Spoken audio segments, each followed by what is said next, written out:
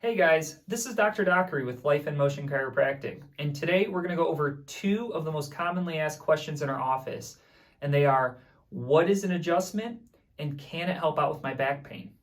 So for starters, we're going to want to take a step back and look closer at the anatomy of the spine.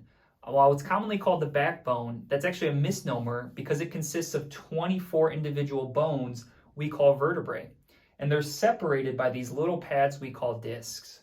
So we're going to take a closer look at two of these individual sections with this nice model here.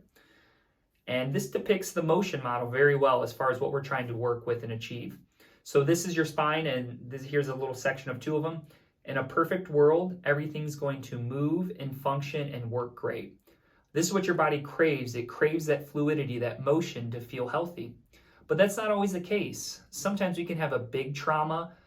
That can be something like a car accident, a slip and fall. And sometimes we can have repetitive small traumas that build up to something bigger. This can be bending forward improperly too many times. This can be sitting at your desk for 8 or 10 hours a day. This can be sitting in the car for extended periods of time.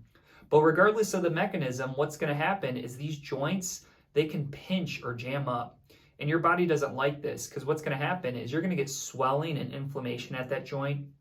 The muscles around that joint are going to lock down. They're going to become tighter to protect this structure here. The nerves in the area, if they're irritated or stimulated, they can cause symptoms elsewhere in the body. You might get numbness going down the arms into the hands or down the legs into the feet.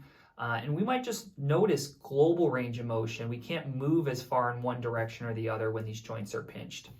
So as a chiropractor, what we want to do is we want to find these sections and we want to get them moving. So we use a combination of either our hands and or an instrument, but we find these sections and we apply pressure to the joint to try to create some gapping there to loosen things up.